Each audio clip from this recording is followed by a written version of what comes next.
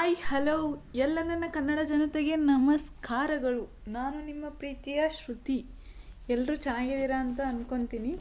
ಇವತ್ತು ಏನಂದರೆ 7ನೇ ತಾರೀಕು ಮತ್ತು 8ನೇ ತಾರೀಕು ಸೆಂಟ್ರಲ್ ಟಿ ಎಕ್ಸಾಮ್ ಇದೆ ಅಂತ ನಮಗೆಲ್ರಿಗೂ ಗೊತ್ತಿರೋವಂಥ ವಿಷಯನೇ. ಈಗ ಎಲ್ರಿಗೂ ಹಾಲ್ ಟಿಕೆಟ್ ಬಂದಿದೆ. ನಿಮ್ಮ ಸೆಂಟ್ರ್ ಎಲ್ಲಿ ಏನು ಎಲ್ಲ ತಿಳ್ಕೊಂಡಿದ್ದೀರಾ. ನನ್ನ ಜೊತೆ ಯಾರ್ಯಾರು ಫ್ರೆಂಡ್ಸ್ ಬರ್ತಾಯಿದ್ದಾರೆ, ಯಾರ್ಯಾರು ಇಲ್ಲ, ಆಮೇಲೆ ನಾನು ಯಾರ ಜೊತೆ ಹೋಗಬೇಕು, ಟ್ರೈನಿಗೆ ಹೋಗ್ಬೇಕಾ, ಬಸ್ಸಿಗೆ ಹೋಗ್ಬೇಕಾ, ಪ್ರತಿಯೊಂದು ಕೂಡ ಏನು ಮಾಡ್ತಾ ಇರ್ತೀರಾ, ನೀವೀಗ ಡಿಸ್ಕಷನ್ ಮಾಡ್ತಾ ಇರ್ತೀರಾ. ಅದೇ ಗ್ಯಾಪಲ್ಲಿ ನಾನು ಕನ್ನಡ ಎಲ್ಲರೂ ಕರ್ನಾಟಕದಲ್ಲಿ ಇರೋರೆಲ್ಲರೂ ಏನು ಮಾಡಿರ್ತಾರೆ, ಫಸ್ಟ್ನೇ ಲ್ಯಾಂಗ್ವೇಜ್ ಇಲ್ಲ ಅಂದರೆ ಸೆಕೆಂಡ್ ಲ್ಯಾಂಗ್ವೇಜ್ ಎರಡರಲ್ಲಿ ಒಂದು ಕನ್ನಡನ ಚಾಯ್ಸ್ ಮಾಡಿರ್ತೀರ. ಅದಕ್ಕೆ ಸಂಬಂಧಪಟ್ಟಂಥ 2025 ಆಗಸ್ಟ್ನಲ್ಲಿ ನಡೆದಿರುವಂಥ ಸೆಂಟ್ರಲ್ ಟಿ ಕ್ವಶನ್ ಪೇಪರ್ನ ಇವತ್ತು ಡಿಸ್ಕಷನ್ ಮಾಡೋಣ.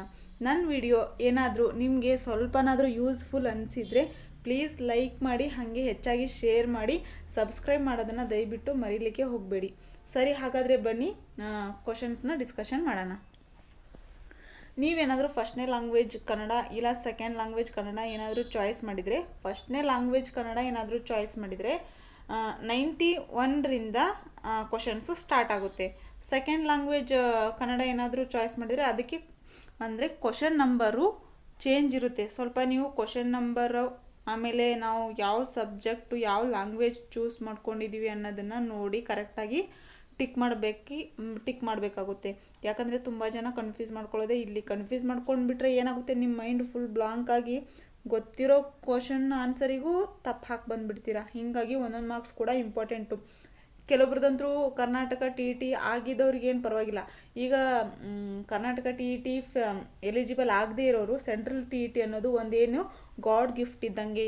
ಇದೇನಾದರೂ ನೀವು ಎಲಿಜಿಬಲ್ ಆದರೆ ಕರ್ನಾಟಕದಲ್ಲಿ ನಡೆಸುವಂಥ GPSTR ಆಗಿರ್ಬೋದು, ಆಮೇಲೆ PSTR ಆಗಿರ್ಬೋದು, ಪ್ರತಿಯೊಂದು ಟೀಚರ್ ಎಕ್ಸಾಮ್ಗೆ ನೀವು ಎಲಿಜಿಬಲ್ ಆಗಿರ್ತೀರ. ಅಂದರೆ ನೀವು ಎಕ್ಸಾಮ್ನ ಬರೀಬೋದು. ಕರ್ನಾಟಕ ಮಾತ್ರ ಅಲ್ಲದೆಲೆಯ ಸೆಂಟ್ರಲ್ ಗೌರ್ಮೆಂಟ್ ಅವ್ರು ನಡೆಸುವಂಥ KVS ಎಕ್ಸಾಮ್ಸ್ ಆಗಿರ್ಬೋದು, ಪ್ರತಿಯೊಂದು ಟೀಚರ್ ಎಕ್ಸಾಮ್ನ ನೀವು ಬರೀಲಿಕ್ಕೆ ಎಲಿಜಿಬಲ್ ಆಗಿರ್ತೀರ. ಈ ಸೆಂಟ್ರಲ್ ಟಿ ಏನಾದರೂ ಪಾಸ್ ಆದರೆ ನೀವು ಒಳ್ಳೆ ಕ್ವಾಲಿಟಿ ಟೀಚರ್ ಆಗಲಿಕ್ಕೆ ನಂಬರ್ 1 ಸ್ಥಾನದಲ್ಲಿ ನೀವಿರ್ತೀರ. ಸರಿ, ಈಗ ಕ್ವಶನ್ ನೋಡೋಣ. ಇಲ್ಲಿ ಕೊಟ್ಟಿದ್ದಾರೆ ನೋಡಿ. ಅಭ್ಯರ್ಥಿಗಳು ಕನ್ನಡವನ್ನು ಭಾಷೆ 1 ಎಂದು ಆರಿಸಿಕೊಂಡಿದ್ದಲ್ಲಿ ಮಾತ್ರ ಭಾಗ 4ರಲ್ಲಿರುವಂಥ ಪ್ರಶ್ನೆಗಳು ಅಂದರೆ 91ರಿಂದ 120 ಕ್ವಶನನ್ನು ಇವೆಲ್ಲ ಏನು ಕನ್ನಡದಲ್ಲೇ ಇರ್ತವೆ. ನೀವು ಕನ್ನಡದಲ್ಲೇ ಓದಿ ಸರಿಯಾದಂಥ ಉತ್ತರನ ಆಯ್ಕೆ ಮಾಡಿ ಹಾಕಬೇಕಾಗುತ್ತೆ. ಸರಿ, ಈಗ ಕ್ವಶನ್ಸ್ನ ಸ್ಟಾರ್ಟ್ ಮಾಡೋಣ. ಟೈಮ್ ವೇಸ್ಟ್ ಮಾಡೋದು ಬೇಡ, ಯಾಕಂದರೆ ಇರೋದೇ 2 ದಿನ. ನಿರ್ದೇಶನ ಏನಂತ ಕೊಟ್ಟಿದ್ದಾರೆ ನೋಡಿ ಇಲ್ಲಿ. ಈ ಕೆಳಗಿನ ಲೇಖನ ಭಾಗವನ್ನು ಓದಿ ಅನುಸರಿಸಿ ಬರುವ ಪ್ರಶ್ನೆಗಳಿಗೆ ಪ್ರಶ್ನೆ ಸಂಖ್ಯೆ 91ರಿಂದ 99 ಸೂಕ್ತ ಉತ್ತರವನ್ನು ಆರಿಸುವುದರ ಮೂಲಕ ಉತ್ತರವನ್ನು ನೀಡಬೇಕಾಗುತ್ತೆ. ಅಂದರೆ ಇಲ್ಲಿ ಸೇಮ್ ಟಿ ಯಾವ ಥರ ಇದೆಯಲ್ಲ ಅದೇ ಥರ. ಅಂದರೆ ಪ್ಯಾಸೇಜನ್ನು ಓದಿ ಕ್ವಶನನ್ನು ಟಿಕ್ ಮಾಡಬೇಕಾಗುತ್ತೆ. ಪ್ಯಾಸೇಜ್ ಓದಿ ಕ್ವಶನ್ನ ಟಿಕ್ ಮಾಡಬೇಕಾಗುತ್ತೆ. ಸರಿ, ಈಗ 91ರಿಂದ 99 ಅಂದರೆ 10 ಕ್ವಶನ್ ಇರ್ತವೆ. ಈ ಪ್ಯಾಸೇಜ್ನ ಓದಿ ಟೋಟಲ್ ಈಗ ಎಷ್ಟಿದೆಯಲ್ಲ ಇಲ್ಲಿಂದ ಇಲ್ಲಿ ತನಕ ಈ ಪ್ಯಾಸೇಜ್ನೆಲ್ಲ ಓದಿ ಆಮೇಲೆ ಇಲ್ಲಿರೋಂಥ 10 ಕ್ವಶನ್ಗೆ ನೀವು ಕರೆಕ್ಟಾದ ಇರೋಂಥ ಉತ್ತರನ ಟಿಕ್ ಮಾಡಿ ಬೇಕಾಗುತ್ತೆ. ಸರಿ, ಈಗ 91ನೇ ಕ್ವಶನ್ ನೋಡೋಣ. ಸತ್ಪರಿಣಾಮ ಪದದ ವಿರುದ್ಧಾರ್ಥಕ ಪದ ಯಾವುದು? ಆಪ್ಷನ್ 1 ಪರಿಮಾಣ, ಆಪ್ಷನ್ 2 ತತ್ಪರಿಣಾಮ, ಆಪ್ಷನ್ 3 ದುಷ್ಪರಿಣಾಮ, ಆಪ್ಷನ್ 4 ಒಳ್ಳೆಯ ಪರಿಣಾಮ. ಸತ್ಪರಿಣಾಮ ಅಂದ ತಕ್ಷಣ ಇದ್ರ ವಿರುದ್ಧಾರ್ಥಕ ಪದ ಯಾವುದು ಅನಿಸುತ್ತೆ? ಯಾವುದು ಅನಿಸುತ್ತೆ ಹೇಳಿ ನೋಡೋಣ. ದುಷ್ಪರಿಣಾಮ ಈಸ್ ಎ ರೈಟ್ ಆನ್ಸರ್. ಇದಕ್ಕೆ ಯಾವ್ದು ಸರಿಯಾದಂಥ ಉತ್ತರ ಅಂದರೆ 3ನೇದು ದುಷ್ಪರಿಣಾಮ ಈಸ್ ಎ ರೈಟ್ ಆನ್ಸರ್. ಈಗ ನೆಕ್ಸ್ಟ್ ಕ್ವಶನ್ ನೋಡೋಣ.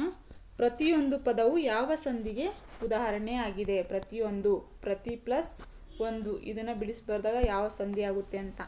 ಆಪ್ಷನ್ 1 ಗುಣಸಂಧಿ, ಆಪ್ಷನ್ 2 ಆಗಮ ಸಂಧಿ, ಆಪ್ಷನ್ 3 ಲೋಪ ಸಂಧಿ, ಆಪ್ಷನ್ 4 ಆದೇಶ ಸಂಧಿ. ಇದಕ್ಕೆ ಸರಿಯಾದಂಥ ಉತ್ತರ ಯಾವುದು ಅಂದರೆ ಆಗಮ ಸಂಧಿ ಈಸ್ ಎ ರೈಟ್ ಆನ್ಸರ್. ಇದಕ್ಕೆ ಸರಿಯಾದಂಥ ಉತ್ತರ ಯಾವುದಾಗುತ್ತೆ ಅಂದರೆ ಆಗಮ ಸಂಧಿ ಆಗುತ್ತೆ. ಈಗ ನೆಕ್ಸ್ಟ್ ಕ್ವಶನ್ನು. ಮೃದಂಗ ವಾದನ ಮತ್ತು ಭರತನಾಟ್ಯಶಾಸ್ತ್ರ ಗಣಿತಾತ್ಮಕವೇ? ಏಕೆಂದರೆ ಇದು ಕ್ವಶನ್ನು ಪ್ಯಾಸೇಜಲ್ಲೇ ಇರುತ್ತೆ. ಉತ್ತರನೂ ಪ್ಯಾಸೇಜಲ್ಲೇ ಇರುತ್ತೆ. ನೀವೇನು ಮಾಡಬೇಕು, ಬರೀ ಓದಿ ಕರೆಕ್ಟಾಗಿರೋ ಆನ್ಸರ್ನ ಹಾಕಬೇಕಾಗುತ್ತೆ. ಇದಕ್ಕೆ ಆಪ್ಷನ್ಸ್ ಏನು ಕೊಟ್ಟಿದ್ದಾರೆ? 1 ನ್ಯಾನೋ ಸೆಕೆಂಡುಗಳ ಲೆಕ್ಕದಲ್ಲಿ ತಾಳದ ಲೆಕ್ಕಾಚಾರವಿದೆ. ಆಪ್ಷನ್ 2 ಶಬ್ದ ತರಂಗಗಳನ್ನು ಎಣಿಕೆ ಮಾಡಬೇಕು. ಆಪ್ಷನ್ 3 ತಾಳಮಾನವನ್ನು ಎಣಿಕೆ ಮಾಡಿ ಬಾರಿಸಬೇಕು. ಆಪ್ಷನ್ 4 ಹೆಜ್ಜೆಗಳ ಲೆಕ್ಕ ಇಟ್ಟಿರಬೇಕು. ಇದಕ್ಕೆ ಸರಿಯಾದಂಥ ಉತ್ತರ ಯಾವುದು ಅಂದರೆ ಆಪ್ಷನ್ 1 ನ್ಯಾನೋ ಸೆಕೆಂಡುಗಳ ಲೆಕ್ಕದಲ್ಲಿ ತಾಳದ ಲೆಕ್ಕಾಚಾರವಿದೆ. ಇದಕ್ಕೆ 1ನೇದು ಸರಿಯಾದಂಥ ಉತ್ತರ. ಸರಿ, ಈಗ ನೆಕ್ಸ್ಟ್ ಕ್ವಶನ್ನು. ಜೊತೆ ಜೊತೆ ಈ ಪದವು ಡ್ಯಾಶ್. ಜೊತೆ ಜೊತೆ ಅಂದರೆ ಇದು ಅನ್ಯದೇಶಿ ಪದನ ಅಥವಾ ಜೋಡಿ ಪದನ ಅಥವಾ ದ್ವಿರುಕ್ತಿನ ಇಲ್ಲ ಸಂಖ್ಯಾವಾಚಕನ ಅಂತ 4 ಆಪ್ಷನ್ ಕೊಟ್ಟಿದ್ದಾರೆ. ಈ ಜೊತೆ ಜೊತೆ ಇದು ಯಾವ ಪದ ಆಗುತ್ತೆ? ಆಪ್ಷನ್ 3 ದ್ವಿರುಕ್ತಿ. ಜೊತೆ ಜೊತೆ ಏನು? ಆಪ್ಷನ್ 3 ದ್ವಿರುಕ್ತಿ ಈಸ್ ಎ ರೈಟ್ ಆನ್ಸರ್. ಇದು ಸರಿಯಾದಂಥ ಉತ್ತರ. ಜೊತೆ ಜೊತೆ ಅಂದರೆ ದ್ವಿರುಕ್ತಿ ಪದ ಆಗುತ್ತೆ. ಜೋಡಿ ನುಡಿ ಅಂದರೆ ಏನಾಗುತ್ತೆ? ಕಾಡು ಮೇಡು ಕಸ ಕಡ್ಡಿ ಇವೆಲ್ಲ ಜೋಡಿ ನುಡಿ ಆಗುತ್ತೆ. ಸಂಖ್ಯಾವಾಚಕ ಅಂದರೆ ಸಂಖ್ಯೆಗಳನ್ನು ಕೊಟ್ಟು ಪದನ ಏನಾದರೂ ಕೊಟ್ಟರೆ ಅದು ಸಂಖ್ಯಾವಾಚಕ. ಅನ್ಯದೇಶೀಯ ಪದ ಅಂದರೆ ಬೇರೆ ಭಾಷೆಯಿಂದ ಬಂದಿರುವಂಥ ಪದಗಳಿಗೆ ಅನ್ಯದೇಶೀಯ ಪದ ಅಂತ ಹೇಳ್ಬಿಟ್ಟು ಕರಿತೀವಿ. ಈಗ ನೆಕ್ಸ್ಟ್ ಕ್ವಶನ್ನು. ಐರೋಪ್ಯರು ಎಂದರೆ ಯಾರು? ಐರೋಪ್ಯರು ಎಂದರೆ ಯಾರು? ಇದಕ್ಕಂತರೂ ನಿಮ್ಗೆ ಉತ್ತರ ಗೊತ್ತೇ ಇದೆ. ಆಪ್ಷನ್ 1 ಯುರೋಪಿಯನ್ನರು. ಆಪ್ಷನ್ 2 ಬ್ರಾಹ್ಮಣರು. ಆಪ್ಷನ್ 3 ಸಂಪ್ರದಾಯವಾದಿಗಳು. ಆಪ್ಷನ್ 4 ಸನಾತನವಾದಿಗಳು. ಇದಕ್ಕೆ ಸರಿಯಾದಂಥ ಉತ್ತರ ಯಾವುದು ಅಂದರೆ ಆಪ್ಷನ್ 1 ಯುರೋಪಿಯನ್ನರು ಈಸ್ ಎ ರೈಟ್ ಆನ್ಸರ್. ಈಗ ನೆಕ್ಸ್ಟ್ ಕ್ವಶನ್. ರಾಷ್ಟ್ರೀಯ ಚಳುವಳಿಯ ಕಾಲದಲ್ಲಿ ದೇಶಭಕ್ತಿಯ ಸ್ವರೂಪ ಏನು? ಹೋರಾಟ ಮಾಡ್ತಿದ್ರಲ್ಲ ಆ ಕಾಲದಲ್ಲಿ ದೇಶಭಕ್ತಿಯ ಮುಖ್ಯ ಸ್ವರೂಪ ಏನಾಗಿತ್ತು ಅನ್ನೋದು ಕ್ವಶನ್ನು. ಆಪ್ಷನ್ 1 ಅಧಿವೇಶನಗಳನ್ನು ನಡೆಸುವುದು. ಆಪ್ಷನ್ 2 ದೇಶಭಕ್ತಿ ಗೀತೆಗಳನ್ನು ಹಾಡುವುದು. ಆಪ್ಷನ್ 3 ಸಂಗೀತಾಭ್ಯಾಸಗಳನ್ನು ನಡೆಸುವುದು. ಆಪ್ಷನ್ 4 ಭಾರತೀಯ ಸಂಸ್ಕೃತಿಯ ಎಲ್ಲ ಅಂಶಗಳನ್ನು ವೈಭವೀಕರಿಸುವುದು. ಇದಕ್ಕೆ ಸರಿಯಾದಂಥ ಉತ್ತರ ಯಾವುದು ಅಂದರೆ ಅಧಿವೇಶನಗಳನ್ನು ನಡೆಸುವುದು ಈಸ್ ಎ ರೈಟ್ ಆನ್ಸರ್ ಆಗುತ್ತೆ. ಸರಿ, ಈಗ ನೆಕ್ಸ್ಟ್ ಕ್ವಶನ್ ನೋಡೋಣ. ಸಂಸ್ಕೃತಿಗೆ ಪದದಲ್ಲಿ ಇರುವಂತಹ ವಿಭಕ್ತಿ ಪ್ರತ್ಯಯ ಯಾವುದು ಅಂತ ಕ್ವಶನ್ನು. ಇದಕ್ಕೆ ಆಪ್ಷನ್ 1 ಪಂಚಮಿ ವಿಭಕ್ತಿ. ಆಪ್ಷನ್ 2 ಪ್ರಥಮ ವಿಭಕ್ತಿ. ಆಪ್ಷನ್ 3 ಚತುರ್ಥಿ ವಿಭಕ್ತಿ. ಆಪ್ಷನ್ 4 ದ್ವಿತೀಯ ವಿಭಕ್ತಿ. ಇದಕ್ಕೆ ಸರಿಯಾದಂಥ ಉತ್ತರ ಯಾವುದು ಅಂದರೆ ಆಪ್ಷನ್ 3 ಚತುರ್ಥಿ ವಿಭಕ್ತಿ ಈಸ್ ಎ ರೈಟ್ ಆನ್ಸರ್ ಆಗುತ್ತೆ. ಸಂಸ್ಕೃತಿಗೆ ಎ ಅಂದರೆ ವಿಭಕ್ತಿ ಪ್ರತ್ಯಯಗಳನ್ನು ನೀವು ಚೆನ್ನಾಗಿ ತಿಳ್ಕೊಂಡ್ರೆ ಇಲ್ಲಾಂದ್ರೂ 5-6 ಮಾರ್ಕ್ಸ್ನ ಪಕ್ಕ ತಗೊಂತೀರ. ಸರಿ, ಈಗ ನೆಕ್ಸ್ಟ್ ಕ್ವಶನ್ನು. ಮೃದಂಗವನ್ನು ಬ್ರಾಹ್ಮಣರು ಬಳಸದಿದ್ದದಕ್ಕೆ ಕಾರಣವೇನು? ಮೃದಂಗ ಅಂತ ಒಂದು ಬಾರಿಸೋದು ಇರುತ್ತಲ್ಲ ಅದನ್ನು ಬ್ರಾಹ್ಮಣರು ಬಳಸದೇ ಇರೋದಕ್ಕೆ ಕಾರಣ ಏನು ಅಂತ ಕ್ವಶನ್ ಕೇಳಿದ್ದಾರೆ. ಇದಕ್ಕೆ ಆಪ್ಷನ್ನು ಅದು ವಾದ್ಯವೇ ಅಲ್ಲ. ಆಪ್ಷನ್ 2 ಅದು ಗಟ್ಟಿಯಾಗಿತ್ತು. ಆಪ್ಷನ್ 3 ಅದನ್ನು ಆಡಿನ ಚರ್ಮದಿಂದ ಮಾಡಿರುತ್ತಾರೆ. ಆಪ್ಷನ್ 4 ಮೃದಂಗದ ಬೆಲೆ ಹೆಚ್ಚು. ಇದಕ್ಕೆ ಸರಿಯಾದಂಥ ಉತ್ತರ ಯಾವುದು ಅಂದರೆ ಅದನ್ನು ಆಡಿನ ಚರ್ಮದಿಂದ ತಯಾರು ಮಾಡಿರ್ತಾರೆ. ಈ ಆಡಿನ ಚರ್ಮದಿಂದ ತಯಾರು ಮಾಡಿರೋ ಕಾರಣದಿಂದಾಗಿ ಮೃದಂಗವನ್ನು ಬ್ರಾಹ್ಮಣರು ಬಳಸ್ತಾನೆ ಇರಲಿಲ್ಲ. Next question. ನಾಗಸ್ವರವನ್ನು ನುಡಿಸುತ್ತಿದ್ದವರು ಯಾರು? ನಾಗಸ್ವರವನ್ನು ನುಡಿಸ್ತಿದ್ದವರು ಯಾರು ಅಂತ ಕ್ವಶನ್ನು. ಇದಕ್ಕೆ ಆಪ್ಷನ್ನು ನೃತ್ಯಗಾರರು. ಆಪ್ಷನ್ 2 ವಿದ್ವಾಂಸರು. ಆಪ್ಷನ್ 3 ಕೆಳಜಾತಿಯವರು. ಆಪ್ಷನ್ 4 ಬ್ರಾಹ್ಮಣರು. ಇದಕ್ಕೆ ಸರಿಯಾದಂಥ ಉತ್ತರ ಕೆಳಜಾತಿಯವರು ಈಸ್ ಎ ರೈಟ್ ಆನ್ಸರ್ ಆಗುತ್ತೆ. ಈಗ ನೆಕ್ಸ್ಟು ಇಷ್ಟ ತನಕ ಏನಾಯಿತು? ಪ್ಯಾಸೇಜ್ನ ಓದಿ ಸರಿಯಾದಂಥ ಉತ್ತರನ ಆರಿಸಿ ನಾವು ಹಾಕಬೇಕಾಗುತ್ತೆ 10 ಕ್ವಶನ್ನು. ಈಗ ನೆಕ್ಸ್ಟು ಈ ಕೆಳಗಿನ ಕವನವನ್ನು ಓದಿ ಅನುಸರಿಸಿ ಬರುವ ಪ್ರಶ್ನೆಗಳಿಗೆ ಪ್ರಶ್ನೆ 100ರಿಂದ 105 ಸೂಕ್ತ ಉತ್ತರವನ್ನು ಆರಿಸುವುದರ ಮೂಲಕ ಉತ್ತರಿಸಿ ಅಂತ. ಅಂದರೆ 5 ಕ್ವಶನ್ ಕೊಟ್ಟಿರ್ತಾರೆ, ಒಂದು ಪದ್ಯ. ಈ ಪದ್ಯವನ್ನು ಓದಿ ನಾವು 5 ಕ್ವಶನಿಗೆ ಸೂಕ್ತವಾದಂಥ ಉತ್ತರನ ಟಿಕ್ ಮಾಡಬೇಕಾಗುತ್ತೆ. ಇಲ್ಲೇ ನೋಡಿ 15 ಕ್ವಶನ್ ಆಯಿತು. ಇಲ್ಲೇ ಕ್ವಶನ್ ಪೇಪರಲ್ಲೇ ಕ್ವಶನ್ ವಿತ್ ಆನ್ಸರ್ ಇರೋದೆ 15 ಕ್ವಶನ್ನು. 15ಕ್ಕೆ 15 ನಾವು ಕರೆಕ್ಟಾಗಿ ಹಾಕಿದ್ರೆ 15 ಮಾರ್ಕ್ಸ್ ನಮಗೆ ಇಲ್ಲೇ ಕನ್ನಡದಲ್ಲೇ ಸಿಗುತ್ತೆ. ಸರಿ, ಈಗ 100ನೇ ಕ್ವಶನ್ ನೋಡೋಣ. ಈ ಕವನವು ಯಾರನ್ನು ಕುರಿತದ್ದು? ಈ ಮೇಲ್ಗಡೆ ಪ್ಯಾಸೇಜ್ ಇದು ಕವನವನ್ನು ಏನಾದರೂ ನೀವು ಓದಿದ್ರೆ ಇದು ಯಾರಿಗೆ ಸಂಬಂಧಿಸಿದೆ ಅಂತ ನಿಮಗೆ ಅಲ್ಲೇ ಗೊತ್ತಾಗ್ಬಿಡುತ್ತೆ. ಆಪ್ಷನ್ 1 ಸೂಫಿ ಸಂತ ಖಲೀಫರ ಬಗ್ಗೆ. ಆಪ್ಷನ್ 2 ಅಜ್ಞಾತ ಅವಧೂತರ ಬಗ್ಗೆ. ಆಪ್ಷನ್ 3 ಆಗಂತುಕ ಅನುಭಾವಿಗಳ ಬಗ್ಗೆ. ಆಪ್ಷನ್ 4 ಶಿಶುನಾಳ ಶರೀಫರ ಬಗ್ಗೆ. ಇದು ಪಕ್ಕ ಶಿಶುನಾಳ ಶರೀಫರ ಬಗ್ಗೆನೇ. Option 4 is a right answer ಆಗುತ್ತೆ. ಈಗ ನೆಕ್ಸ್ಟ್ ಕ್ವಶನ್ನು. ಮೊಳೆತು ಫಲಿತು. ಮೊಳೆತು ಫಲಿತು ಎನ್ನುವ ಪದಗಳು ಈ ಕವನದಲ್ಲಿ ಯಾವುದಕ್ಕೆ ರೂಪಕ? ಆಪ್ಷನ್ 1 ಬೀಜವು ಗಿಡವಾಗಿ ಹಣ್ಣು ಬಿಡುವುದು. ಆಪ್ಷನ್ 2 ಬೀಜ ಮತ್ತು ಹಣ್ಣು. ಆಪ್ಷನ್ 3 ಹುಟ್ಟು ಮತ್ತು ಪಕ್ವಗೊಳ್ಳು. ಆಪ್ಷನ್ 4 ಚಿಕ್ಕವನಾಗಿದ್ದು ದೊಡ್ಡವನಾಗುವುದು. ಇದಕ್ಕೆ ಸರಿಯಾದಂಥ ಉತ್ತರ ಏನು ಅಂದರೆ ಹುಟ್ಟು ಮತ್ತು ಪಕ್ವಗೊಳ್ಳುವಿಕೆ. ಮೊಳೆತು ಫಸಲಿತು ಪದಕ್ಕೆ ರೂಪಕ ಅಂದರೆ ಅದಕ್ಕೆ ಸಂಬಂಧಪಟ್ಟಂಥ ಇನ್ನೊಂದು ಪದ ಯಾವುದು ಅಂದರೆ ಹುಟ್ಟು ಮತ್ತು ಪಕ್ವಗೊಳ್ಳು. Next question ಧರ್ಮಕ. ಈ ಪದದಲ್ಲಿ ಇರುವಂತಹ ವಿಭಕ್ತಿ ಪ್ರತ್ಯಯ ಯಾವುದು ಅಂತ ಕ್ವಶನು ನೋಡಿ. ಆವಾಗಲೇ ಒಂದು ನೋಡಿದ್ವಿ, ಅಂದರೆ ಗದ್ಯ ಭಾಗ ಅಂದರೆ ಏನು ಎಸ್ಸೆ ಓದಿ ಹೆಂಗೆ ರೈಟ್ ಹಾಕಿದ್ವಲ್ಲ ಅದರಲ್ಲಿ ಒಂದು ವಿಭಕ್ತಿ ಪ್ರತ್ಯಯ ಕೇಳಿದ್ದಾರೆ. ಹಾಗೆ ಕವನದಲ್ಲೂ ಕೂಡ ಒಂದು ವಿಭಕ್ತಿ ಪ್ರತ್ಯಯನ ಕೇಳಿದ್ದಾರೆ. ಧರ್ಮಕ. ಈ ಪದದಲ್ಲಿ ಇರುವಂಥ ವಿಭಕ್ತಿ ಪ್ರತ್ಯಯ ಯಾವುದು? ಆಪ್ಷನ್ 1 ಚತುರ್ಥಿ, ಆಪ್ಷನ್ 2 ತೃತೀಯ, ಆಪ್ಷನ್ 3 ದ್ವಿತೀಯ, ಆಪ್ಷನ್ 4 ಷಷ್ಠಿ. ಇದಕ್ಕೆ ಸರಿಯಾದಂಥ ಉತ್ತರ ಯಾವುದು ಅಂದರೆ ಷಷ್ಠಿ. ಧರ್ಮಕ. ಕ ಅಂದರೆ ಇಲ್ಲಿ ಅ ಬರುತ್ತೆ, ಅ ಬಂದರೆ ಷಷ್ಠಿ. ಈಗ ನೆಕ್ಸ್ಟ್ ಕ್ವಶನ್ನು 103ನೇದು ನಭ. ಇದು ಯಾವ ಮೂಲದ ಪದ? ನಭ ಇದು ಯಾವ ಭಾಷೆಯಿಂದ ಬಂದಿರುವಂಥ ಪದ ಅಂತ ಕ್ವಶನು. 1 ಹಿಂದಿ, 2ನೇ ಆಪ್ಷನು ಸಂಸ್ಕೃತ, 3ನೇ ಆಪ್ಷನು ಪ್ರಾಕೃತ, 4ನೇ ಆಪ್ಷನು ಕನ್ನಡ. ಇದು ನಭ ಎನ್ನುವುದು ಪ್ರಾಕೃತ ಭಾಷೆಯಿಂದ ಬಂದಿರುವಂತಹ ಪದ ಆಗಿದೆ. ನೆಕ್ಸ್ಟು 10 ವನಗಳ ಸುತ್ತಿ ಹೂವನ್ನು ಮುತ್ತಿ ಒಂದೇ ಜೇನಿನ ಹುಟ್ಟು ಕಟ್ಟಿದಾತ. ಈ ಸಾಲುಗಳ ಭಾವ ಯಾವುದಕ್ಕೆ ಸಂಬಂಧಪಟ್ಟಿದೆ ಅಂತ ಕ್ವಶನು. ಇದಕ್ಕೆ ಆಪ್ಷನ್ನು ವಿಭಿನ್ನ ಅನುಭವಗಳನ್ನು ಒಂದು ಸಾರವನ್ನಾಗಿ ಮಾಡು. ಆಪ್ಷನ್ 2 ಕಾಡು ಹೂಗಳಿಂದ ಜೇನು ತಯಾರಿಸುವುದು. ಆಪ್ಷನ್ 3 ಜೇನು ಹುಟ್ಟನ್ನು ಸಾಕಿ ಬೆಳೆಸಿದವನು. ಆಪ್ಷನ್ 4 ವನ ಹೂಗಳನ್ನು ಮಕರಂದ ಹೀರಿ ಜೇನು ಮಾಡಿರುವುದು. ಇದಕ್ಕೆ ಸರಿಯಾದಂಥ ಉತ್ತರ ಯಾವುದು ಅಂದರೆ ವಿಭಿನ್ನ ಅನುಭವಗಳನ್ನು ಒಂದು ಸಾರವನ್ನಾಗಿ ಮಾಡುವುದು. ಆಪ್ಷನ್ 1 ವಿಭಿನ್ನ ಅನುಭವಗಳನ್ನು ಒಂದು ಸಾರವನ್ನಾಗಿ ಮಾಡೋದು ಈಸ್ ಎ ರೈಟ್ ಆನ್ಸರ್. ಈಗ ಹೊನ್ನಿನಟ್ಟ. ಈ ಪದದ ಅರ್ಥ ಏನು? ಹೊನ್ನಿನಟ್ಟ ಈ ಪದದ ಅರ್ಥ ಏನು? ಆಪ್ಷನ್ 1 ಚಿನ್ನದ ಆಭರಣ, ಆಪ್ಷನ್ 2 ಚಿನ್ನದಲ್ಲಿ ಮಾಡಿದ ಮೇಲೆ ಇರುವ ಕೂರುವ ಜಾಗ, ಆಪ್ಷನ್ 3 ಚಿನ್ನದ ಏಣಿ, ಆಪ್ಷನ್ 4 ಚಿನ್ನದ ಕಂಬಗಳು. ಇದಕ್ಕೆ ಸರಿಯಾದಂಥ ಉತ್ತರ ಯಾವುದು ಅಂದರೆ ಚಿನ್ನದಲ್ಲಿ ಮಾಡಿದ ಮೇಲೆ ಇರಲು ಕೂರುವ ಜಾಗ. ಇದು ಸರಿಯಾದಂಥ ಉತ್ತರ. ಇಲ್ಲಿ ನೀವು ಪ್ಯಾಸೇಜ್ನ ಓದಿದ್ರೆ ಉತ್ತರ ಯಾವುದು ಅಂತ ಗೊತ್ತಾಗುತ್ತೆ. ಅಲ್ಲಿ ಎಕ್ಸಾಮ್ ಹಾಲಲ್ಲಿ ಚೆನ್ನಾಗಿ ನಿಮ್ಗೆ ಅರ್ಥ ಆಗಲಿಲ್ಲ ಅಂದರೆ 1-2 ಸತಿನಾದರೂ ನಿಧಾನಕ್ಕೇ, ಟೈಮ್ ಅಂತೂ ತುಂಬ ಇರುತ್ತೆ, ನಿಧಾನಕ್ಕೆ ಓದಿ. ಯಾಕಂದರೆ ಗೊತ್ತಿರೋ 15ಕ್ಕೆ 15ನ್ನ 1 ಮಾರ್ಕ್ಸ್ ಕಳ್ಕೊಬಾರ್ದು. ಇದರಲ್ಲಿ 15ಕ್ಕೆ 15 ಮಾರ್ಕ್ಸ್ನ ನೀವು ತೆಗಿಬೇಕು ಅಂದರೆ ಪ್ಯಾಸೇಜ್ನ ಮೊದಲು ಚೆನ್ನಾಗಿ ಅರ್ಥ ಮಾಡ್ಕೋಬೇಕಾಗುತ್ತೆ. ಸರಿ, ಈಗ ನೆಕ್ಸ್ಟ್ ಕ್ವಶನ್ ನೋಡೋಣ. ಸಾಮಗ್ರಿಗಳ ದೃಢೀಕರಣವು ಇದನ್ನು ಕುರಿತಾಗಿದೆ.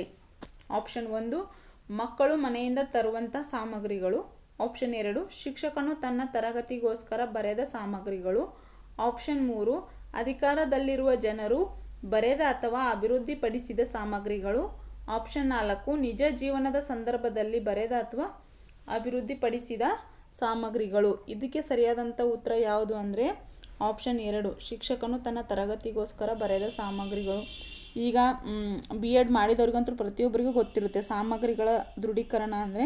ಈಗ ಡೆಮೋ ಕ್ಲಾಸ್ ಕೊಡೋಕ್ಕೆ ಹೋಗಿರ್ಬೋದು, ಅಥವಾ ನಾವು ಯಾವುದಾದ್ರೂ ಮೈಕ್ರೋ ಟೀಚಿಂಗ್ ಏನಾದರೂ ಮಾಡೋಕ್ಕೆ ಹೋಗಿದ್ದೀವಿ ಅಂದರೆ ಅಲ್ಲಿ ಟೀಚಿಂಗ್ ಏಡ್ಸ್, ಆ ವಿಷಯಕ್ಕೆ ಸಂಬಂಧಪಟ್ಟಂತಹ ಟೀಚಿಂಗ್ ಏಡ್ಸ್ನ ತೊಗೊಂಡು ಹೋಗ್ತೀವಲ್ಲ, ಅದಕ್ಕೆಲ್ಲ ನಾವು ಏನಂತೀವಿ? ಸಾಮಗ್ರಿಗಳು ಅಂತ ಹೇಳ್ಬಿಟ್ಟು ಕರಿತೀವಿ.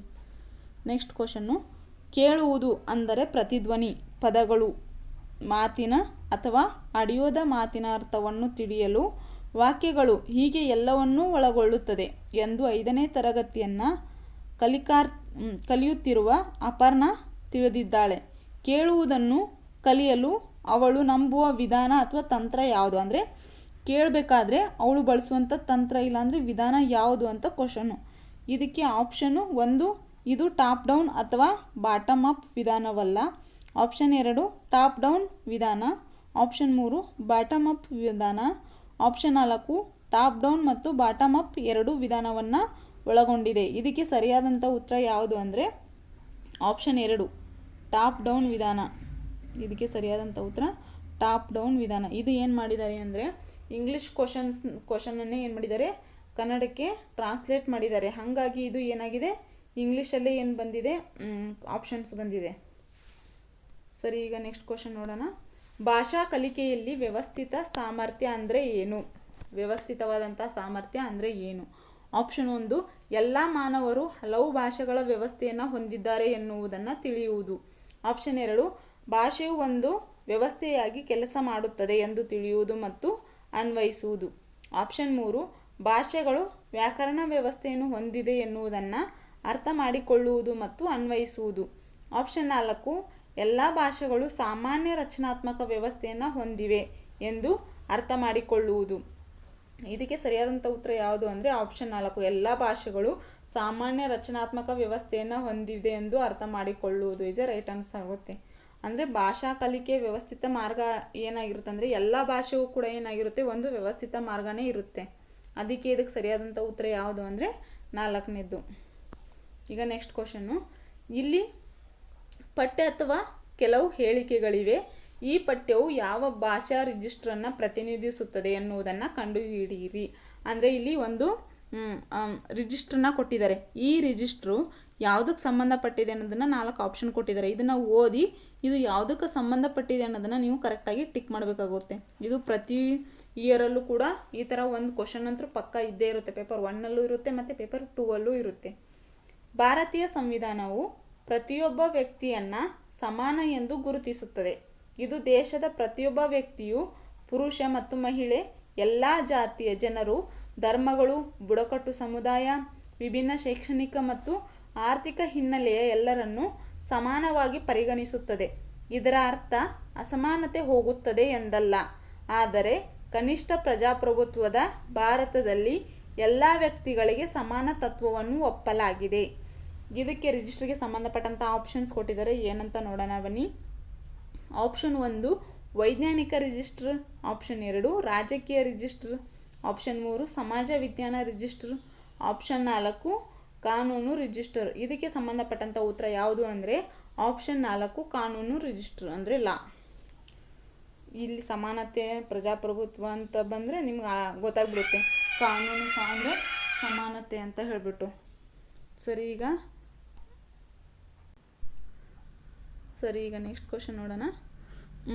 6ನೇ ತರಗತಿಯ ಶಿಕ್ಷಕಿಯು ವಿದ್ಯಾರ್ಥಿಗಳಲ್ಲಿ ತಾವು ಹಿಂದೆ ಓದಿದ ಪಠ್ಯದ ಜ್ಞಾನ ಮತ್ತು ಅನುಭವಗಳನ್ನು ತಾವು ಓದುವ ಪಠ್ಯದ ಜೊತೆಗೆ ನೆನಪಿಸಿಕೊಂಡು ಜೋಡಿಸಿಕೊಳ್ಳುವಂತೆ ಹೇಳುತ್ತಾಳೆ. ಕಲಿಯುವವರು ಏನು ಮಾಡಬೇಕೆಂದು ಅವಳು ಬಯಸುತ್ತಾಳೆ ಅಂದರೆ ಒಬ್ಬರು ಟೀಚರ್ ಇರ್ತಾರೆ.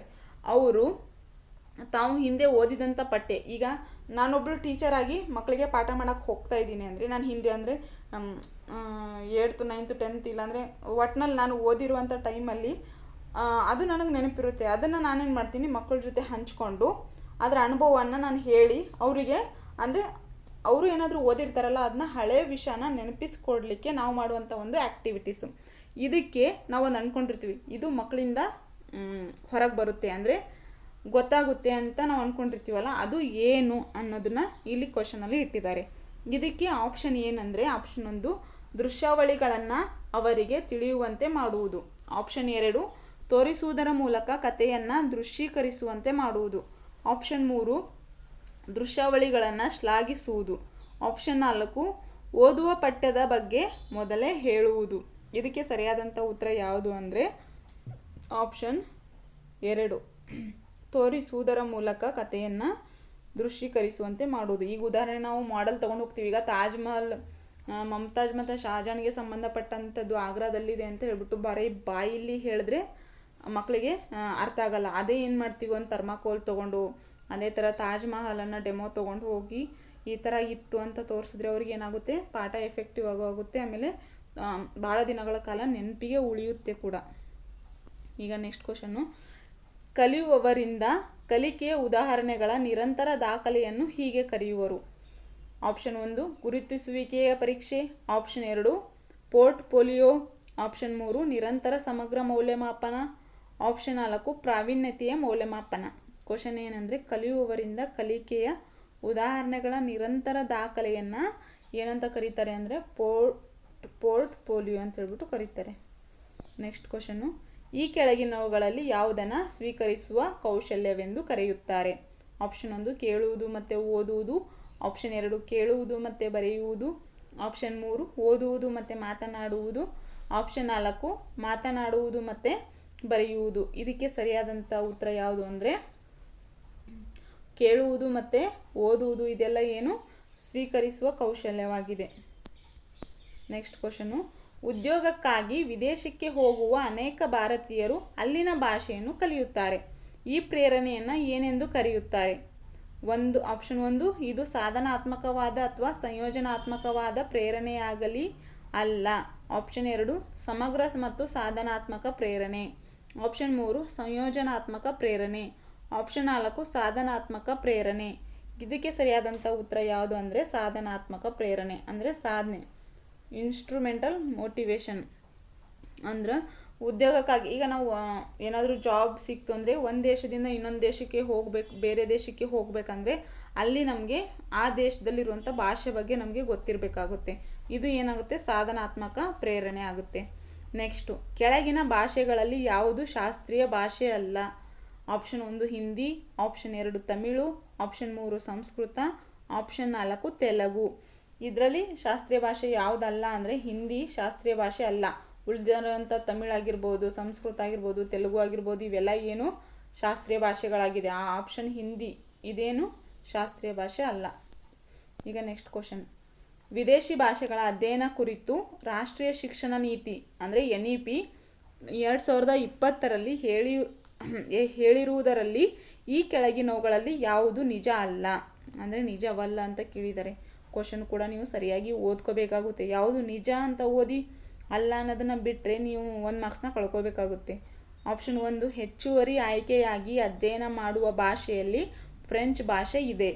ಆಪ್ಷನ್ 2, ದ್ವಿತೀಯ ಹಂತದಲ್ಲಿ ಹೆಚ್ಚುವರಿ ಆಯ್ಕೆಯಾಗಿ ವಿದೇಶಿ ಭಾಷೆಗಳ ಅಧ್ಯಯನ. ಆಪ್ಷನ್ 3, ತ್ರಿಭಾಷಾ ಸೂತ್ರದ ಅಡಿಯಲ್ಲಿ ವಿದೇಶಿ ಭಾಷೆಗಳ ಅಧ್ಯಯನವು ಒಂದು ಭಾಷೆಯಾಗಿ ಸೇರ್ಪಡೆಯಾಗಿದೆ. ಆಪ್ಷನ್ 4, ತ್ರಿಭಾಷಾ ಸೂತ್ರದ ಅಡಿಯಲ್ಲಿ ಅಧ್ಯಯನ ಮಾಡುವ ಭಾಷೆಯಲ್ಲಿ ವಿದೇಶಿ ಭಾಷೆಗಳ ಅಧ್ಯಯನ ಒಳಗೊಂಡಿಲ್ಲ. ಇದಕ್ಕೆ ಸರಿಯಾದಂಥ ಉತ್ತರ ಯಾವುದು ಅಂದರೆ ಆಪ್ಷನ್ 2, ದ್ವಿತೀಯ ಹಂತದಲ್ಲಿ ಹೆಚ್ಚುವರಿ ಆಯ್ಕೆಯಾಗಿ ವಿದೇಶಿ ಭಾಷೆಗಳ ಅಧ್ಯಯನ. ಇದು ತಪ್ಪಾದಂಥ ಉತ್ತರ, ನಿಜ ಅಲ್ಲ ಇದು. ಈಗ ನೆಕ್ಸ್ಟ್ ಕ್ವಶನ್ ನೋಡೋಣ. ಈ ಕೆಳಗಿನವುಗಳಲ್ಲಿ ಯಾವುದು ಭಾಷೆಯ ಬಗ್ಗೆ ತಿಳುವಳಿಕೆ ಕುರಿತು ಹೇಳುತ್ತದೆ? ಆಪ್ಷನ್ 1, ಕಾರ್ಯತಂತ್ರದ ಸಾಮರ್ಥ್ಯ. ಆಪ್ಷನ್ 2, ಘೋಷಣಾ ಜ್ಞಾನ. ಆಪ್ಷನ್ 3, ಕಾರ್ಯವಿಧಾನದ ಜ್ಞಾನ. ಆಪ್ಷನ್ 4, ವ್ಯಾಕರಣದ ಜ್ಞಾನ. ಭಾಷೆ ಬಗ್ಗೆ ತಿಳುವಳಿಕೆ ಅಂದ ತಕ್ಷಣ ನಮ್ಗೆ ಏನು ಅನಿಸುತ್ತೆ? ವ್ಯಾಕರಣ ಜ್ಞಾನ ಇದೆ ಸರಿಯಾದಂಥ ಉತ್ತರ ಆಗಿದೆ. ಈಗ ನೆಕ್ಸ್ಟ್ ಕ್ವಶನು, 6ನೇ ತರಗತಿಯ ಶಿಕ್ಷಕನು ಮಾತನಾಡುವ ಚಟುವಟಿಕೆಗಾಗಿ ಈ ಕೆಳಗಿನ ಚಟುವಟಿಕೆಗಳನ್ನು ಅಭಿವೃದ್ಧಿಪಡಿಸುತ್ತಾನೆ. ಮರುಭೂಮಿ ಮತ್ತು ಅದರ ಹವಾಮಾನ ಪರಿಸ್ಥಿತಿಗಳ ಬಗ್ಗೆ 5 ವಾಕ್ಯ ಮಾತನಾಡಿ. ಇದು ಒಳ್ಳೆಯ ಚಟುವಟಿಕೆ ಅಥವಾ ಒಳ್ಳೆಯದಲ್ಲವೇ? ಈ ಕೆಳಗಿನವುಗಳಲ್ಲಿ ನಿಮ್ಮ ಆಯ್ಕೆ ಅಥವಾ ಪ್ರತಿಕ್ರಿಯೆ ಮತ್ತು ಅದಕ್ಕೆ ಕಾರಣವನ್ನು ನೀಡಿ. ಈಗ ನಾವು 5 ಲೆಸನ್ ಪ್ಲ್ಯಾನಿಗೆ ಸಂಬಂಧಪಟ್ಟಂಥ ಪಾಠ ಮಾಡಬೇಕಾದ್ರೆ ಆವಾಗ ಅದರಲ್ಲಿ ತೊಡಗಿಸಿಕೊಳ್ಳುವಿಕೆ ವಿಧಾನ ಇದೆಯಲ್ಲ, ಅದರಲ್ಲಿ ನಾವೇನು ಮಾಡ್ತೀವಿ, ಆ್ಯಕ್ಟಿವಿಟೀಸ್ ಬೇಸು ಮಕ್ಕಳ ಹತ್ರನೇ ಲೆಸನ್ನಿಂದು ನೇಮ್ನ ತಿಳ್ಕೊತೀವಿ. ಅದೇ ಥರ ಇಲ್ಲಿ ಚಟುವಟಿಕೆಗೆ ಸಂಬಂಧಪಟ್ಟಂತಾನೆ ಕ್ವಶನ್ ಕೊಟ್ಟಿದ್ದಾರೆ ನೋಡಿ. ಇದಕ್ಕೆ ಯಾವುದು ಸರಿ ಅಂತ ನೀವು ಕಮೆಂಟ್ ಬಾಕ್ಸಲ್ಲಿ ತಿಳಿಸಿ. ಆಪ್ಷನ್ 1, ಮರುಭೂಮಿ ಮತ್ತು ಅದರ ಸ್ಥಿತಿಯ ಬಗ್ಗೆ ಮಾತನಾಡಲು ಯಾವುದೇ ಸಾಂದರ್ಭಿಕ ಮಾಹಿತಿ ಇಲ್ಲದೆ ಇರುವುದರಿಂದ ಇದು ಒಳ್ಳೆಯ ಚಟುವಟಿಕೆ ಅಲ್ಲ. ಆಪ್ಷನ್ 2, ಇದು ಉತ್ತಮ ಚಟುವಟಿಕೆ ಆಗಿದೆ, ಏಕೆಂದರೆ ಕಲಿಯುವವರು ತಮ್ಮ ಭೌಗೋಳಿಕ ತರಗತಿಯಲ್ಲಿ ಅದನ್ನು ಅಧ್ಯಯನ ಮಾಡಿರಬಹುದು ಮತ್ತು ಅವರಿಗೆ ಆ ಕಾರಣಕ್ಕಾಗಿ ಮಾತನಾಡಲು ವಿಷಯಗಳಿರುತ್ತವೆ. ಆಪ್ಷನ್ 3, ಇದು ಉತ್ತಮ ಚಟುವಟಿಕೆ, ಏಕೆಂದರೆ ಇದು ಕಲಿಯುವವರನ್ನು ಏನು ಬೇಕಾದರೂ ಮಾತನಾಡಲು ಅವಕಾಶ ಮಾಡುತ್ತದೆ. ಉದಾಹರಣೆಗೆ ಇಲ್ಲಿ ಮರುಭೂಮಿಯನ್ನು ಕುರಿತು. ಆಪ್ಷನ್ 4, ಇದು ಒಳ್ಳೆಯ ಚಟುವಟಿಕೆ ಅಲ್ಲ, ಏಕೆಂದರೆ ಕೆಲವು ಕಲಿಯುವವರಿಗೆ ಮರುಭೂಮಿಯ ಬಗ್ಗೆ ಗೊತ್ತಿರುವುದಿಲ್ಲ. ಈಗ ಗೊತ್ತಿರಲ್ಲ ಅಂದರೆ ನಿನಗೆ ಗೊತ್ತಿಲ್ಲ, ನೀನು ಸುಮ್ಮನೆ ಕೂತ್ಕೊಂಡ್ರೆ ಅವ್ನು ಯಾವತ್ತೂ ಕಲಿಯೋಕ್ಕೆ ಆಗಲ್ಲ. ಅದೇ ಗೊತ್ತಿದೆ ಮಾತಾಡು ಅಂದರೆ ಮಾತಾಡ್ತಾನೆ. ಇದಕ್ಕೆ ಸರಿಯಾದಂಥ ಉತ್ತರ ಯಾವುದಾಗುತ್ತಂದರೆ option 2 is a right answer ಆಗುತ್ತೆ. ಯಾಕೆ ಅಂದರೆ ಅವನು ಆ ವಿಷಯದ ಬಗ್ಗೆ ಕುರಿತು ತುಂಬ ಚೆನ್ನಾಗಿ ಮಾತಾಡ್ತಾನೆ. ನೆಕ್ಸ್ಟು, ಭಾಷೆಯ ಉಪಭಾಷೆಯನ್ನು ಕುರಿತಂತೆ ಈ ಕೆಳಗಿನ ಯಾವ ಹೇಳಿಕೆ ಸರಿಯಾಗಿದೆ? ಆಪ್ಷನ್ 1, ಕೆಲವೊಮ್ಮೆ ವಿಭಿನ್ನ ಸಾಮಾಜಿಕ ಗುಂಪುಗಳು ಒಂದೇ ಭಾಷೆಯ ವಿಭಿನ್ನ ಉಪಭಾಷೆಗಳನ್ನು ಮಾತನಾಡಬಲ್ಲರು. ಆಪ್ಷನ್ 2, ಭಾಷೆಯ ಉಪಭಾಷೆಗಳು ಪ್ರದೇಶದಿಂದ ಪ್ರದೇಶಕ್ಕೆ ಬದಲಾಗ್ತವೆ. ಆಪ್ಷನ್ 3, ಒಂದು ಭಾಷೆಯ ವಿವಿಧ ಉಪಭಾಷೆಗಳನ್ನು ಮಾತನಾಡುವವರು ಇನ್ನೊಂದು ಉಪಭಾಷೆ ಮಾತನಾಡುವವರನ್ನು ಅರ್ಥ ಮಾಡಿಕೊಳ್ಳಬಲ್ಲರು. ಆಪ್ಷನ್ 4, ಉಪಭಾಷೆಯು ವಿಶಾಲವಾದ ವಿಭಾಗಕ್ಕೆ ಸೇರಿದ್ದಾಗಿದೆ ಮತ್ತು ಭಾಷೆಯು ಚಿಕ್ಕ ವಿಭಾಗದಾಗಿದೆ. ಇದಕ್ಕೆ ಸರಿಯಾದಂಥ ಉತ್ತರ ಯಾವುದು ಅಂದರೆ ಭಾಷೆಯ ಉಪಭಾಷೆಗಳು ಪ್ರದೇಶದಿಂದ ಪ್ರದೇಶಕ್ಕೆ ಬದಲಾಗ್ತಾನೆ ಇರ್ತವೆ. ಈಗ ನೀವು ನೋಡ್ಬೋದು ಒಂದು 50 ಕಿಲೋಮೀಟ್ರಿಗೂ ಕೂಡ ಒಂದೊಂದು ಭಾಷೆ ಕನ್ನಡದಲ್ಲೇ ಎಷ್ಟು ಚೇಂಜ್ ಆಗ್ತವೆ. ಈ ಉತ್ತರ ಕರ್ನಾಟಕದಲ್ಲಿ ಬೇರೆ ಭಾಷೆ ಇದ್ದರೆ ದಕ್ಷಿಣ ಕರ್ನಾಟಕದಲ್ಲಿ ಏನಾಗಿರುತ್ತೆ ಬೇರೆ ಭಾಷೆ ಇರುತ್ತೆ. ಅಂದರೆ ಕನ್ನಡನೇ ಸ್ವಲ್ಪ ಡಿಫ್ರೆಂಟ್ ಆಗಿರುತ್ತೆ. ಮಂಗಳೂರು ಸೈಡ್ ಎಲ್ಲ ಕೊಡಗು ಸೈಡ್ ನೋಡಿದ್ರೆ ನಿಮಗೆ ಗೊತ್ತಾಗುತ್ತೆ. ಈಗ ನೆಕ್ಸ್ಟು, ಈ ಕೆಳಗಿನ ಯಾವ ಚಟುವಟಿಕೆಗಳು ಸಮಗ್ರ ಕಲಿಕೆಯ ಕೌಶಲ್ಯವನ್ನು ಉತ್ತೇಜಿಸುತ್ತದೆ? ಆಪ್ಷನ್ 1 ಲೇಖನವನ್ನು ಬರೆಯುವುದು, ಆಪ್ಷನ್ 2 ರೋಲ್ ಪ್ಲೇ ಅಂದರೆ ಆ್ಯಕ್ಟಿಂಗ್ ಪಾತ್ರಾಭಿನಯ, ಆಪ್ಷನ್ 3 ನಿಯೋಜನೆ, ಆಪ್ಷನ್ 4 ಪ್ರಾಜೆಕ್ಟ್ ಕಾರ್ಯ. ಇದಕ್ಕೆ ಸರಿಯಾದಂಥ ಉತ್ತರ ಯಾವುದು ಅಂದರೆ ಈ ಕೆಳಗಿನ ಯಾವ ಚಟುವಟಿಕೆಗಳು ಸಮಗ್ರ ಕಲಿಕೆಯ ಕೌಶಲ್ಯ. ಇದಕ್ಕೆ ಸರಿಯಾದಂಥ ಉತ್ತರ ಯಾವುದು ಅಂದರೆ ರೋಲ್ ಪ್ಲೇನೇ ಈಸ್ ಎ ರೈಟ್ ಆನ್ಸರ್. ಪಾತ್ರಾಭಿನಯ ಹೆಂಗೆ ನಾವು ಆ್ಯಕ್ಟಿವಿಟೀಸ್ ಮಾಡೋದ್ರ ಮೂಲಕ ಮಕ್ಕಳಲ್ಲಿ ಕಲಿಕೆಯನ್ನು ಉಂಟು ಮಾಡ್ತೀವಲ್ಲ, ಅದು ಭಾಳ ದಿನಗಳ ಕಾಲ ನೆನಪಿಗಿರುತ್ತೆ. ನೆಕ್ಸ್ಟ್ ಕ್ವಶನ್ನು, ವ್ಯಾಕರಣ ಬೋಧನೆಯಲ್ಲಿ ಈ ಕೆಳಗಿನ ತಂತ್ರವನ್ನು ಏನೆಂದು ಕರೆಯುತ್ತಾರೆ? ಸಂದರ್ಭದಲ್ಲಿರುವ ಭಾಷೆಯನ್ನು ಪರಿಚಯಿಸುವುದು, ಕಲಿಯುವವರು ಭಾಷಾ ಅಂಶಗಳನ್ನು ಗಮನಿಸುವಂತೆ ಮಾಡುವುದು, ನಿಜ ಜೀವನದ ಸಂದರ್ಭದಲ್ಲಿ ಬಳಸಲು ಮತ್ತು ಅದನ್ನು ಶೋಧಿಸುವ ಮೂಲಕ ಕಲಿಯುವವರ ಗಮನವನ್ನು ಸೆಳೆಯಲು ಅನುವು ಮಾಡಿಕೊಡುವುದು. ಆಪ್ಷನ್ 1 ಪ್ರಜ್ಞೆಯನ್ನು ಹೆಚ್ಚಿಸುವ ವಿಧಾನ, ಆಪ್ಷನ್ 2 ಸ್ಕೀಮನ್ನು ರಚಿಸುವುದು, ಆಪ್ಷನ್ 3 ನಿಗಮನ ವಿಧಾನ, ಆಪ್ಷನ್ 4 ಡಿಸ್ಕವರಿ ವಿಧಾನ. ಅಂದರೆ ಇದನ್ನು ಓದಿ ಇದು ಯಾವ ವಿಧಾನಕ್ಕೆ ಸಂಬಂಧಪಟ್ಟಿದೆ ಅನ್ನೋದನ್ನು ನೀವು ಸರಿಯಾಗಿರುವಂಥ ಉತ್ತರ ಹಾಕಬೇಕಾಗುತ್ತೆ. ಇದಕ್ಕೆ ಸರಿಯಾದಂಥ ಉತ್ತರ ಯಾವುದು ಅಂದರೆ ನಿಗಮನ ವಿಧಾನ ಈಸ್ ಎ ರೈಟ್ ಆನ್ಸರ್. ಇಷ್ಟು ಏನು ಫಸ್ಟ್ನೇದು ಅಂದರೆ ಪೇಪರ್ 1 ಕನ್ನಡ ಲ್ಯಾಂಗ್ವೇಜ್ ಏನಾದರೂ ನೀವು ಸೆಲೆಕ್ಟ್ ಮಾಡಿದರೆ ಈ ಥರ ಕ್ವಶನ್ಸ್ ಬಂದಿರುತ್ತೆ. ಈ ಥರ ಅಂದರೆ ಇದಕ್ಕೆ ಒಟ್ಟಿನಲ್ಲಿ ಇದೇ ಥರ ಕ್ವಶನ್ ಪೇಪರ್ ಇದೇ ಥರ ಇರುತ್ತೆ, ಏನೂ ಇರಲ್ಲ. ಪ್ಯಾಸೇಜು ಇರುತ್ತೆ, ಆಮೇಲೆ ಪೋಯಮ್ನ ಓದಿ ಬರೆಯೋದಿರುತ್ತೆ. ಒಟ್ಟಿನಲ್ಲಿ 130 ಕ್ವಶನ್ಗೆ ನೀವು ಕರೆಕ್ಟಾಗಿ ಟಿಕ್ ಹಾಕಬೇಕಾಗುತ್ತೆ. ಟೋಟಲಾಗಿ 150 ಕ್ವಶನ್ ಇರ್ತವೆ. ಅದರಲ್ಲಿ ನೀವು 90 ಮೇಲೆ ತೆಗೆದ್ರೆ ಎಲಿಜಿಬಲ್ ಆಗ್ತೀರಾ ಅಂತ. ಸರಿ, ಇದು ನಂದೇನಾದರೂ ವಿಡಿಯೋ ನಿಮ್ಗೇನಾದರೂ ಇಷ್ಟ ಆಗಿದ್ದರೆ ಲೈಕ್ ಮಾಡಿ, ಶೇರ್ ಮಾಡಿ, ಹಾಗೆ ಸಬ್ಸ್ಕ್ರೈಬ್ ಮಾಡಿ, ಹಾಗೆ ಸಪೋರ್ಟ್ ಕೂಡ ಮಾಡ್ತಾಯಿರಿ. Thank you.